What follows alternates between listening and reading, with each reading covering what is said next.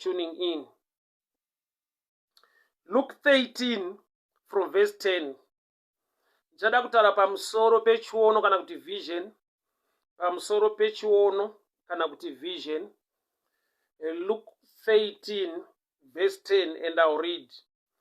On a Sabbath, Jesus was teaching in one of the synagogues, and a woman was there who had been crippled by a spirit for 18 years. She was bent over, could not straighten up at all. When Jesus saw her, he called for her forward and said to her, "Woman, you are set free from your infirmity." Then he put his hand on her, and immediately she straightened up and praised God. Indignant because Jesus had healed on the Sabbath, the synagogue ruler said to people, "There are 6 days for work. So come and be healed on those days, not on the Sabbath." Jesus answered him, "You hypocrites, doesn't each of you on the Sabbath day untie his ox or donkey from the stall and lead it out to give it water? Then should not this woman, a daughter of Abraham, whom Satan has bound for 18 long years, be set free on the Sabbath from what bound her?" When he said this, all his opponents were humiliated, because the people were delighted with all the wonderful works, the wonderful things he has done. So you can write it down. It's Luke 13 to 17. Luke 13 verse 10 to 17. Nyaya ine chekuita nekuporeswa kwevamwe amai vanga vakakombama musana for 18 years. For 18 years mai vanga vakabhenda musana, vanga vakakombama musana. Saka Jesu ndokubva aporesa amai ava muchechi, musinagoge. Now to understand nzvimbo yakaporeserwa amai ava, she was healed in the synagogue in church, and there was a challenge. Apostle Trevor, thank you so much, all the way from Wolverhampton, that's UK. God bless you, sir. God bless you, sir. Thank you so much. I'm so delighted. I'm so happy to see you online. God bless you. Thank you so much. So tonight I would like to talk about vision. There was a woman wataverenga apa. She was bent anga akabenda msana for 18 years. I want you also to write bound wamkadzi for 18 years, because number 18, I'll talk about number 18. Ndichatara pamusoro pe number 18 so much. The revelation for tonight is connected to number 18. So just write down, she was bound for 18 years. For 18 years. For 18 years. So Jesu akauya musinagoge achiparidza, I was teaching on maya vanga vakabhenda musana ndokubva avaporesa. And there was a challenge now. Nema ruler of the synagogue, they were not happy. They were not celebrating the healing. Actually, healing vanoida, but they were against the date or the day. They were against the day. Jesu akaporesa mukadzi uyu musi weSabata. So they were against the day, because vakatreata healing seweki. Kuti munofanirwa kuuya mamwe mazuva kuzoporeswa, but not on a Sabbath. So the ruler of the synagogue were not celebrating healing. Also, there are times there are people in church. I'd like to warn you. I want to tell you this. Whenever uchida kuti Mwari vakuropafadza kana kuti Mwari vakakuropafadza, be ready to face people, and you must know what to do against those who are not happy, because God has blessed you. Blessing attracts favor. It also attracts enemies. Don't expect everybody to love you because you are blessed. And yet clearly, don't expect everybody to celebrate your blessing. Some is not a provoker. To some, your blessing is not a good thing. Actually, my ruler of synagogue, they were the rulers. They were Vanababa church. The ruler of the synagogue. They were not happy. This lady mutendi mwana wepo oza it blows my mind kuti kana vakuru vekereke vasingafarire kupora kwevana vesangano. It's a strange church. It's a strange church. Something very strange. The ruler vakuru vepa synagogue were not happy kuti tine mutenda aporeswa. Vaingoda kuti agara akadaro. Vaingoda kuti agara akadaro. Vaingoda kuti agara akadaro. To an extent yekuti paakaporeswa they did not celebrate. Sometimes maybe vakafila a challenge kuti this Jesus is making a name now. Isu tiriwe pachechi panapa tagara nemukadzi ane dambudziko rake, saka akazoporeswa today naJesu automatically achaisa mind yake focus yake pana Jesu. So they were jealous sometimes. So jealousy ndo rakazovapa kukota scripture kuti aiwa nasi musi weSabata. Also, there are people who can have scriptures against you, but the spirit that is driving them kuti vaopen that scripture against you is jealousy. Asi wese anoita stand achitaura chinhu achiopena a scripture ane the right motive. Even your enemy can quote a scripture for your downfall. Remember the devil Satan paakanga achizoedza Jesu akasvika paextend yekuti it is written kuti throw yourself. Why? Nokuti Mwari haatendere tsoka yako kurovera padombo. Even the devil went on to quote Psalms 91 verse 11. Yet ari kugadzira a temptation backed by a scripture. So scripture is not enough kana usina the spirit yekunzvera. Ukashaiwa mweya wekunzvera, somebody can use a scripture. That's why I chose to differ when people says beka chinhu chako nescripture, beka chinhu chako nescripture. Out of jealousy, somebody can bake a scripture concerning nyaya ruda kutaura.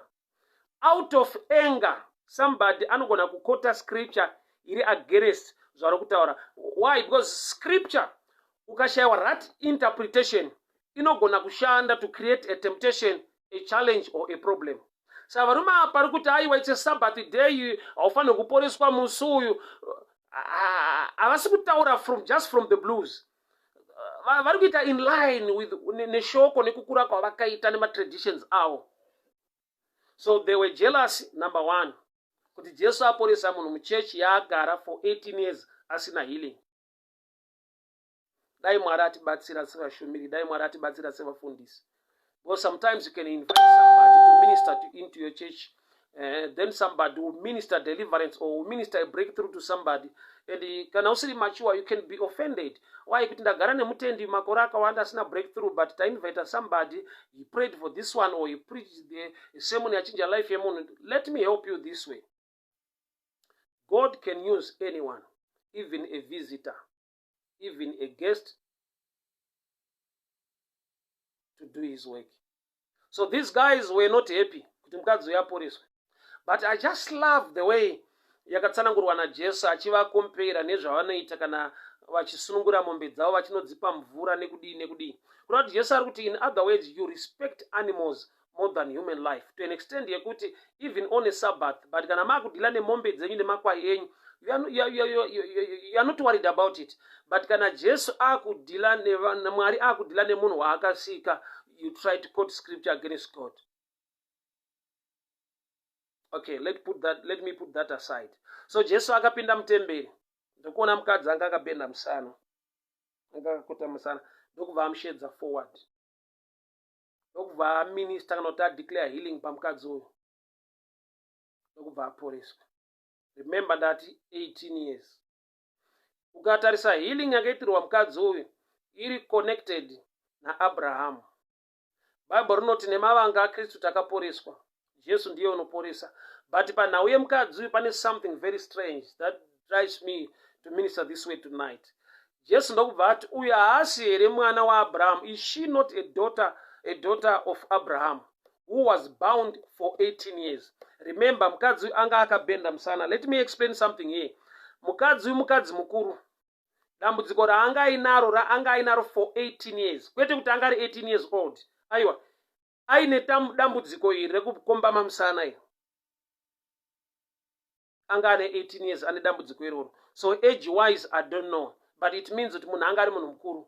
For 18 years anga akabenda musana. Anga aine challenge yekubenda musana, which means anga akura pa age. but nedambudziko rekubhenda musana, vision yake yanga limited nebackbone rakabhenda. Vision yake kana kuti maonero sight, or let me put it this way, sight, kuona kwake anga asisaone zvinoenderana nezera rake, aiona zvinoenderana nevana vadiki, nechikonzero chekuti anga akakombama musana, kureva kuti anga asingakwanise kuona very far, aiona zviri too close. There was a spirit of limitation. Anga asingaone kure nekuda kwekuti anga asina kumira up straight, anga akabhenda, zvireva kuti akalimitwa kwaanofanirwa kuita reach out nekuona. She is a daughter of Abraham. Already anga ari mu18th year achirwara. Dambudziko rake nderekuti anga akabhenda, musana wakakombama. Paaifanirwa kuona kumberi uko, aiona padhuze naye nokuti akabhenda musana, which means akaiswa palevel yevana vadiki in vision or in sight. By age akura, but pakuona ari kuona zvezera diki. Zvoreva kuti reason yake iri controlled, reasoning yake iri yakainfluenza neenvironment yaanoona. Because in life when you get exposure, you learn something, you grow, you learn many things from others. Exposure inoita kuti munhu ave nean open mind. So munhu uyu anga ari limited, anga akakombama, anga akatadziswa kuona far, anga asingaone zviri kure. Sight yake yanga ine limitation, kureva kuti condition yake yakakuvadza mind. Why? Nokuti anga akuona zviri padhuze asingaone zviri kumberi, kureva kuti aileka exposure nezvimwe zvinhu kunze, aingoona zviri close to him. Let me help you now. So mukadzi uyu kana achiona zviri pasi apa, zviri padhuze nokuti akabhenda musana, zvoreva kuti ari mulevel yevana vadiki, pavision kana kuti pasight, paknowledge nereasoning ari mulevel yevana vadiki. Why? Nokuti ndo area kwaanoswera, ndokunoswera meso ake nepfungwa dzake, akabhenda musana. Saka Jesu paakaporesa mukadzi uyu akamenshena Abraham. Although ataura statement rinenge riri ordinary kuti haasi here daughter of Abraham, but I want to connect 18 naAbraham. Murume anonzi Abraham, when he met Jesus, or the prototype of Jesus, aiva Melchizedek, paari kubva kunorwira Lot. Abraham gave a tithe kuhondo dzaanga arwa achibva kwaari kubva. He met Melchizedek. That's Genesis 12, I'm sure, and we need to read Genesis 12. So Abraham met Melchizedek, or else he met Jesus. He met Jesus achibva kuhondo dzekunorwira Lot. Genesis 14, that's Genesis 14, Genesis 14, verse 20. God, and blessed be God Most High, who delivered your enemies into your hand. Then Abraham gave his tenth of everything. Then Abraham gave tenth of everything to Melchizedek. Melchizedek, by verse 18, Genesis 14, 18. Then Melchizedek, king of Salem, brought out bread and wine. Bread and wine, they represent Jesus. That's why patinoita communion, we take in bread and wine. So Melchizedek akapresenta bread and wine. Asikungo presenta not kupa Abraham bread and wine. Arikupa Abraham kuti arikupa identity kuna Abraham kuti I am Jesus. I am the bread of life. I am the new covenant, that is Jesus. So Abraham ukazvitarisa, he lived in a time before law. Law came through Moses pa Mount Sinai. That's why Abraham ari mu phase ye grace. That's why he met Jesus along the way. Melchizedek paanopa Abraham chingwa ne wine, ari kupresenta muviri washe, kana kuti ari kuzvipresenta as Jesus, the prototype of Jesus. So mukadzi uyu paakaporeswa, Jesu akati, is she not the daughter of Abraham? Is she not the daughter of Abraham, who the devil has bound for 18 years? So I want you to connect 18 and 10. 18 and 10. Tudamboita maths dzidiki mbishano. Chikoro dzaindinetsa, but it's very simple. 10 times 18, we get 180. 180 degrees, they represents a straight line. Vanogona maths, just help me out there. Abraham paakasangana na Kristu Jesu, Melchizedek akapa a tenth. So 10 zina Abraham sababa paari kupa kuna Kristu. Jesu ndo paanosangana nemwana sikana wa Abraham, a daughter of Abraham, ari bound for 18 years, which means she was Jew. Anga amugore ekuti any day does not matter. I don't know if you are hearing me very well. Ndikudawo ma amen apo, ndipewo ma amen, ndipewo ma amen. I want to go deeper. I want to explain a mystery, cannot a deeper revelation concerning this thing. So Abraham, when he met Jesus, when he met Melchizedek, paakapiwa bread and wine, that's the type of Christ, miriwash, akaburitsa a tenth. So Jesu pano ari kusangana nemwana sikana wa Abraham, the daughter of Abraham, anga ari bound for 18 years, which means paakangokloka kupinda mu 18 years, day does not matter, because 18 times 10 tinowana 180 degrees, and 180 degrees represents a straight line, which means mukadzi apfika mugore raanofanirwa kuita straight, mugore raanofanirwa kuita straight.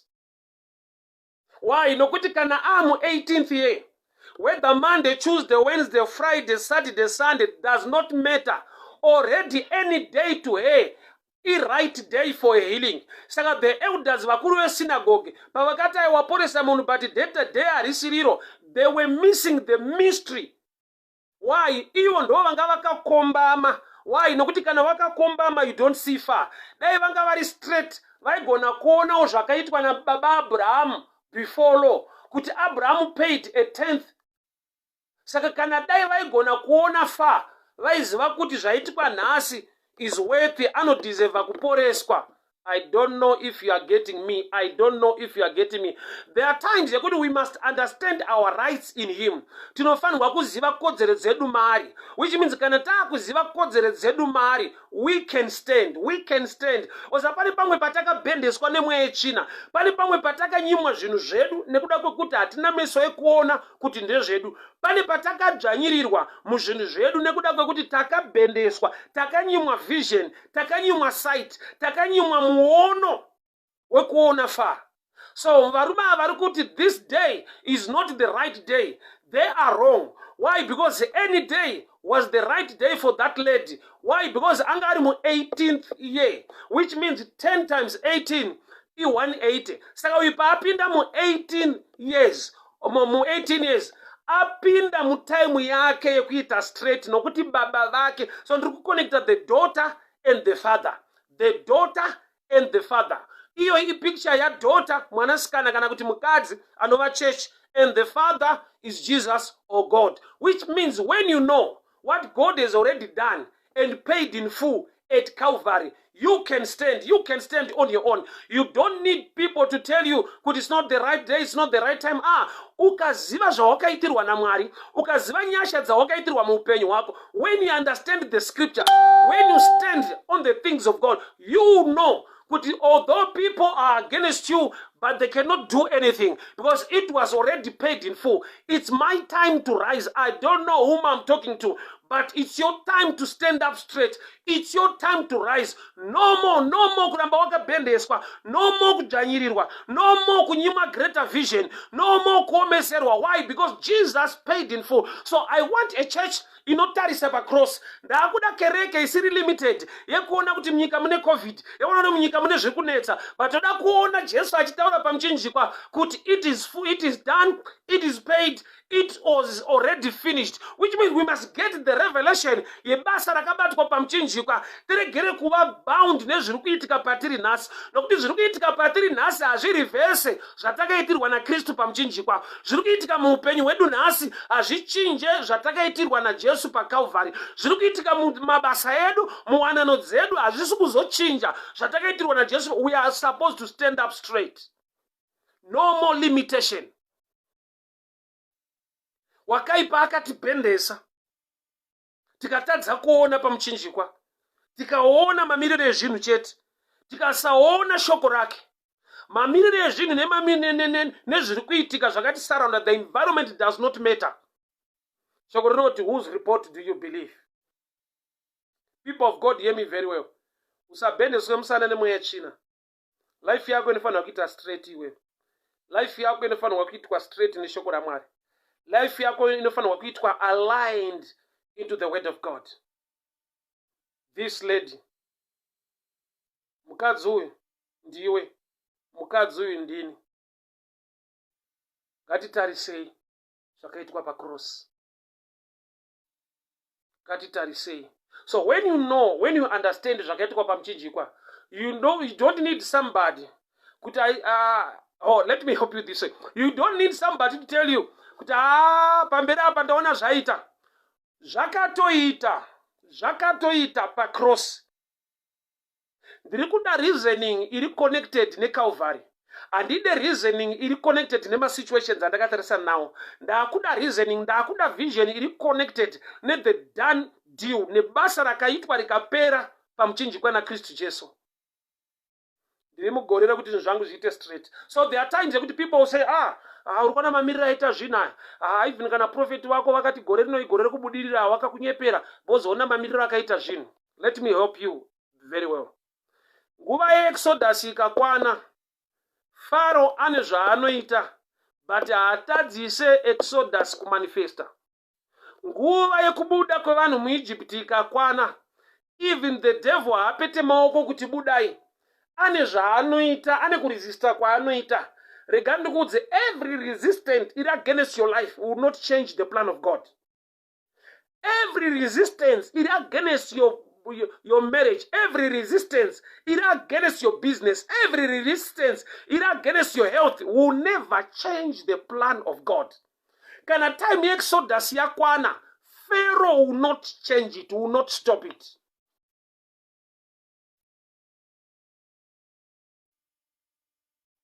The scriptures or the word of God is the sure prophetic word. Saka Jesu ari kuti imi muri kuchema nedhei kuti harisiriro. Inyaya yekuti ndimi akabhenda musana kwete mukadzi uyu. Why? Because dai muri straight, dai muchionawo zviri kumashure, maitoona kuti 10 dzaAbrahama baba vake ne18 years dzaapinda idzi, she's Jew. Nguva yakwana yekuti ave straight. So there are times yekuti uri kurarama mulife yekuti you are over Jew because you don't understand, you don't see far. I'll show you a picture. Genesis 15, I'll show you a picture. Kuti zvakamboitika vanhu vakambobhendeswa musana naFaro, vanhu vakamboomeserwa, vakanyimwa vision inoenda kure. Makatabosha labasataka. Regadalabosha riamantele kedereboshiata. Menta barado labosha bariga dayasa. Kantalaboshia katalabosa ria baba shante kayando. Repe kade kadela masuka tabaraso. Right. Genesis 15 verse 13. Then the Lord said to him, know for certain that your descendants will be in a country not of their own. They will be enslaved and ill-treated for 400 years. But I will punish the nation they serve as slaves. Afterwards, they will come out with great possessions. They will come out with great possessions. Mwari vati kudii kuna Abraham, after 400 years, vana vako vari nhapwa muIjipita, I will visit them and they will come out. After 400 years, I will visit them and they will come out. But let us move to Exodus now, 12. The prophetic word that 400 years. The prophetic word that after 400 years I'll visit them and they will come out. I'll visit them and they will come out. The prophetic word that 400 years. The prophetic word that 400 years. They will come out. But the people of God came out after 430. vakazobuda after 430. Why?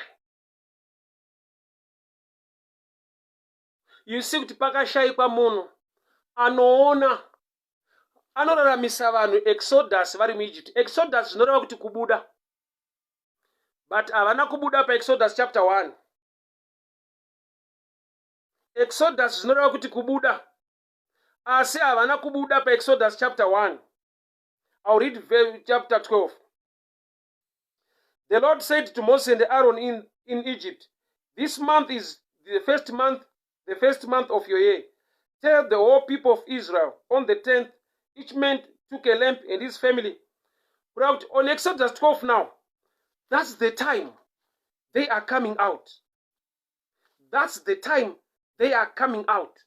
Yet Exodus zvinongoreva kuti kubuda. Exodus zvinoreva kuti kubuda. Asi havabude nokuti vari munguva yekubuda. Vanobuda when they get the revelation. People of God, hear me very well. Kana Exodus zvichireva kubuda, inde havasina kubuda paExodus chapter 1. But there was resistance. Resistance haishayikwe. But the truth of the word prevails. Zvokwadi yeshoko raMwari rinopfuurira mberi. Zvokwadi yeshoko raMwari rinoramba rakamira, rinopfuurira mberi. So vanhu nyangwe vakaresistwa naFaro kuti varegere kubuda, vachandinoziva vakabuda.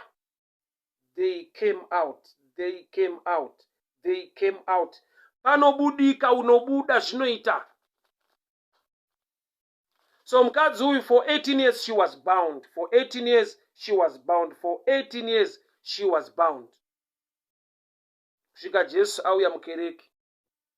Akati haasi here the daughter of Abraham. She deserved. So vanhu havari kufaita kuti problem yedu newe Jesu ndeyekuti waporesa munhu musi weSabata, which is the wrong day. Yet according to the revelation, any day was the right day. Why? Nokuti kana atopinda mu 18 years times 10, 180, straight line, which means any day by 18 years is the right day, including the Sabbath day. So anga akabhenda musana apa nyangwe taverenga achinzi mukadzi, haasiri anga akabhenda musana were the elders of the church, were the Pharisees, the leaders of the church at that time. Ndo vanga vakabhenda musana.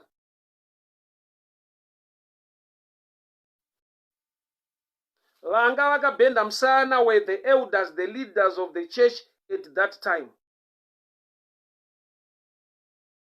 Makatabo shalabasada. Riba shanti kalabo sariabada katalabo shiataka.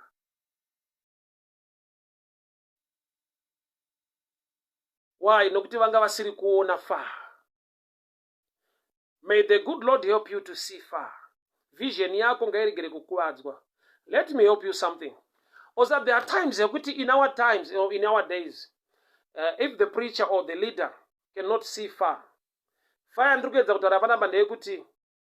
truly we are a New Testament church. A New Testament church. We are not under law, we are under grace. But we need to see far, Genesis, and take that book and add it to the New Testament. Why?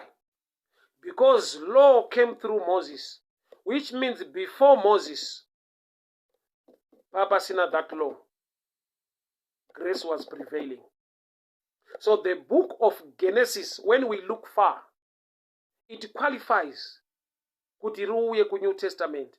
Why? Because if New Testament is by grace, which means Abraham lived before Moses, which means the book, I don't know if I'm messing you up, but hear me very well. Ndoda turegere kubendeswa msana. Usabendeswe zvokuona kutangira pana Matthew woenda kuna Revelation. Ndoda kuti utasanure msana wako unoti aiwa kune rimwe bhuku kumashuro. Because pane zvimwe zvandiri kubatirwa nekudzvanyirwa nemweya yechina zvakararamika zvikakundwa nababa Abraham nokuti tiri vana vaAbraham nekutenda. Why are we connected to Abraham? Abraham was a man ari kumubva mudimension yefaith before law. So church or preacher akabendeswa musana anokuudza kuti aiwa kumashure kwesoko muri kunyeperwa, yanga iri law. We need to rightly divide the word. Even ukauya New Testament, the New Testament inongova in place or inogona function after the testator dies, which means the book rekutanga mu New Testament, it's the book of Acts. Nokuti kana Jesu, he was born under law to redeem us from law, which means akararama omu law, but law ya akararama is the time of Matthew, Mark, Luke and John, which means ukasabendeswa msana unogona kutadza kuona bhuku raGenesis ukaritrita se book of law, yet une zvakaitwa naAbrahama. Ani munoona tinoda rugare nefavor iri muna Abrahama, but we don't want to learn and understand the lifestyle of Abraham.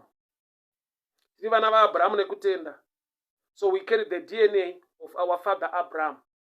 So we need to get the understanding yekurarama kwakaita baba vedu Abraham. He lived before law. So kana ndaa ku New Testament, bhuku randaa kuedha rekutanga ndi Genesis. If you don't understand this, I'm not worried about it. I can leave that aside. But I want to show you kuti mukadzi ari kuporeswa naJesu. Jesu ari kuzvikonekta nyaya yemukadzi to Abraham. Is she not the daughter of Abraham? Because Abraham met Jesus. Type ya Melchizedek. Akamupa chingwa ne wine. Mwiri washe. That's Jesus for you. Bread and wine, that's Jesus. Saka Jesu ari kuti aiwa, I've already 10 with me. Takasangana na baba wake Abraham. Iye apinda mugore rechi 18. Inda yega asina kuzviisa mulevel yekuti by right I deserve. But challenge yake ndekuti ari musinagoge ine vanhuwo futi vakabhenda musana. The elders vasina vision inoona far. The elders vasiri kuona kure. Kuti baba Abraham vakaitei. May the good Lord bless you, people of God. Mwari ngaakupei muono wakakura. Mwari ngavastretch mind yako irege kuva limited, but istretch far. Why? Because there are times that you are in your season and the devil is still saying no, and you agree, because if you don't know, you actually agree with the devil. But when you understand what he said, it is finished. So it's not the issue of time, it's the issue of your revelation in that time. Why? Because the devil unounza evidence inooneka inobatika kufighta your faith, because faith is the evidence of things not seen. So devil kana achida kuunza doubt, anounza doubt inobekwa ne what is seen. Zvinoonekwa ndo evidence ye doubt. Zvisingaoneke ndo evidence ye faith. So when devil wants to fight you, anounza doubt ine evidence muremu iri seen, inooneka inobatika iri tangible. But I've come to tell you this: you are a daughter of Abraham. You are a son of Abraham. You are connected to favor. Uriwe mhuri yekwa Abrahama. Ropafadzo, rugare, upenyu hwakanaka zviri muna baba vako vakazvipiwa naMwari. Remember, Abraham was rich, not just spiritually, in silver and cattle. That's Genesis 10. Vana vake vakava partakers of the blessing of their father. People of God, hear me very well. Wakaipa unogona kutibendesa misana. Tikatadza kuona kodzero dzedu nefavor yedu yakaitwa kare. Tikaswera takabhenda tiri mugore rechi 18. Hakuna chinorwadza chekuti uri kurarama mu extra time yedambudziko. Iyo Mwari vakaisa demarcation nguva yekuti panguva izvi zvinenge zvapera, but wapinda mu extra time ye that challenge. Kupinda mu extra time isiri kuzikanwa nedenga. Denga riri kutoti vanhu mu Exodus vatoomo, yet mu Exodus imomo vachiri kutoshanda kwaFaro. Izvo zvichireva kuti Exodus inguva yekubuda, asi vanhu vanogona kusabuda. Nguva yakatarwa ikakwana, but munhu akashayiwa vision. You see, that's why I love Moses so much.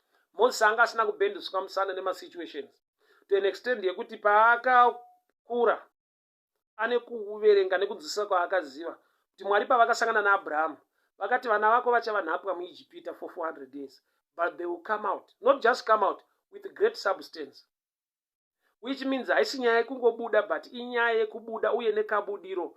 They will come out. That's Genesis 15, 13 and 14. They will come out with great substance. They will come out. That's Genesis 15, Genesis 15 from verse 13. Know for certain that your descendants will be strangers in the country that is not their own. They will be enslaved and ill-treated for 400 years. But I will punish the nation they serve as slaves. Afterward, they will come out with great possessions. Kurati yanga isiri nyaya yekubuda, but inyaya yekabudiro. That's why there was a time yekuti Pharaoh anga akuda kuofa vanhu fake exodus. Akati kuna Moses, endai but siyai mombe. Moses akati azviite, hakuna kwatinoenda tichisiya mombe dzedu. Why? Because ane muono unoona fedha, unoona kure. But I want to see the mind of God. Although tiri mutime yekuti tiri kuda kubuda at any cost at any time, but toda kuziva kabudiro. Saka Moses was a type of a leader wekuti anga ane greater vision. Aiona kure.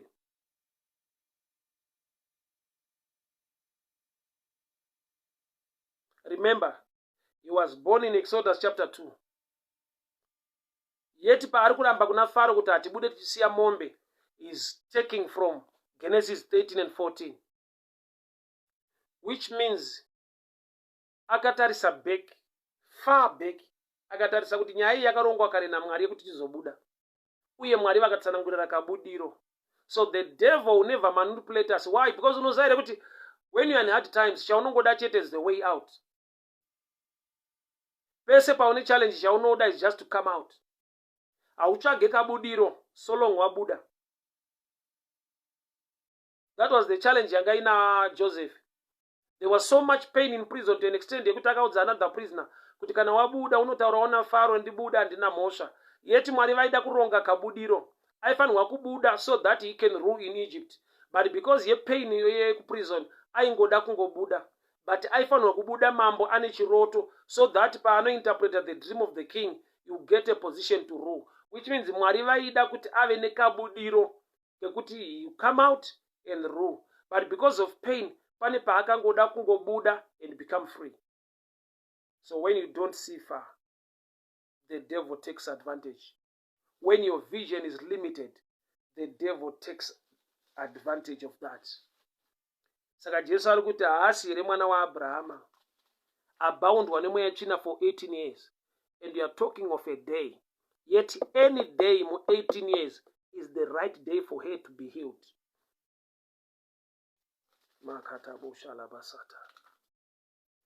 Mwari werugare atiponese, Mwari werugare atichengete, Mwari werugare atirwire. Nyasha dzidirurwe muupenyu hwedu. Tive nemuono unotikonekta kufavor. Wakaipa aregere kutora advantage. It's our season, it's our time to make it. Environment nemamirire zvinhu hazvishandure zvakaitwa paCalvary naKristu Jesu. Kuoma kwezvinhu hakuchinje pfungwa yaMwari. God is good all the time. All the time, God is good. Mwari vakanaka nguva dzese. Nguva dzese, Mwari vakanaka. God is good all the time. All the time, God is good. Mwari vakanaka nguva dzose. Mwari vakanaka nguva dzose. May the devil not take advantage. Nekuda kwekuti hauna muono. May the devil don't take advantage nokuti hausi kuona far. Makatalado. Let me just pray. Father, we thank you for your word. Thank you for speaking to us. Every spirit of infirmity, spirit of limitation, inotinyima a greater vision, nekuona nyango zvamakatiitira kare, we come against that spirit. We speak blessing and favor. We speak a turnaround situations evana venyu. Mwari wenyasha mutsvene wakatendeka. May your hand that is not short reach out to us. Help us to strengthen our backs so we can have a greater vision. Wakaipa ngaanyadziswe. Mwari gonesai kereke yenyu. Mwari rirwai vana venyu. Ndataura favor nekubata kwenyu kunoshamisa. Nokuti muri mutsvene wakatendeka. Nokuti muri mutsvene wakarurama. May your hand that is not short reach unto us. We speak a blessing and your favor upon your people. In the mighty name of Jesus. Amen and amen. May the good Lord bless you. May the good Lord favor you. May the blessing and the favor of the Lord be upon your families. In such a time of this pandemic, we speak blessing, protection, and favor. In the mighty name of Jesus. In the mighty name of Jesus. In the mighty name of Jesus. In the mighty name of Jesus. Every infirmity, I come against it. In Jesus' mighty name. Baba ndataura nyasha. Ndataura simba redenga nekugoneswa. Vanhu venyu ngavarwirwe nekugoneswa nemi. Wakaipa ngaanyadziswe. Ndataura kutasanudzwa kwewanano dzakabhendeswa. Ndataura kutasanudzwa kwewanano dzakabhendeswa nemweya yechina. Ndataura kutasanudzwa. Strengthen up every infirmity. Every plan of the enemy must be put to shame. In the mighty name of Jesus. In the mighty name of Jesus. In the mighty name of Jesus. Receive the blessing and the favor of the Lord upon your life. Mwari ngavakuitirei nyasha, Mwari ngavakugonesei, Mwari ngavakuchengetei. Wakaipa ngaanyadziswe. Every plan of the enemy must be put to shame. Every plan of the enemy must be put to shame. Wakaipa ngaanyadziswe. Church ngairopafadzwe. Favor pamusoro pezvamunobata. Favor pamusoro pemhuri dzenyu. Nezita raJesu Kristu weNazareta, I decree and I declare mercy, blessing, and favor to be upon your lives. In the mighty name of Jesus. In the mighty name of Jesus. In the mighty name of Jesus. Ropafadzwai wanirwai nyasha. Mwari ngaakuchengetei. Mwari ngaakurwirei. God bless you, God bless you, God bless you, God bless you, God bless you. God bless you, God bless you, God bless you. In the mighty name of Jesus.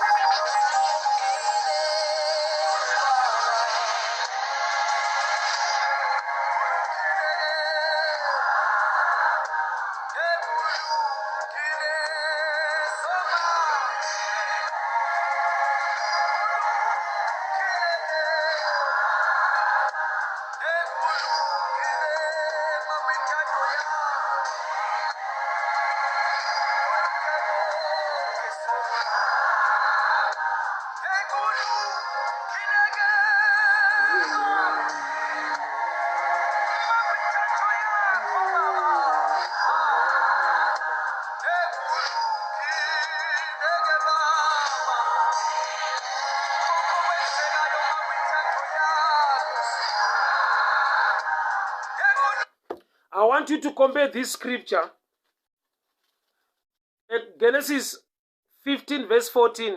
Marivati, after 400 years I'll visit them and they will come out.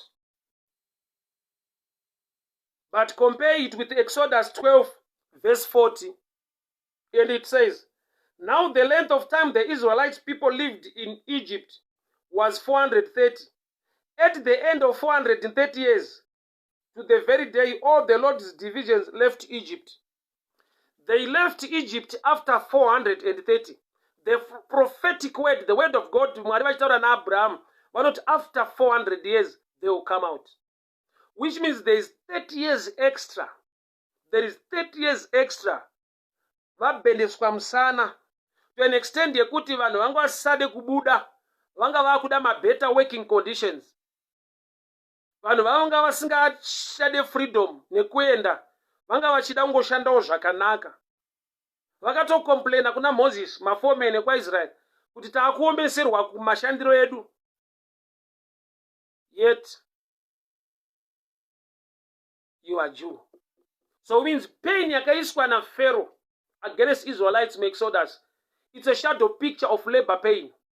Kuti pane chaakuda kuberekwa, pane chakataurwa naMwari chaakuda kuitika. So the devil looked at the last kicks of a dying horse. Let me prophesy into your life. Whatever is happening in your life now, those are the last kicks of the dying horse. Those are just simply the last kicks of the dying horse. Exodus, that is labor pain. Those are the dying, the last kicks of the dying horse. You are going to come out. God will protect you and bless you.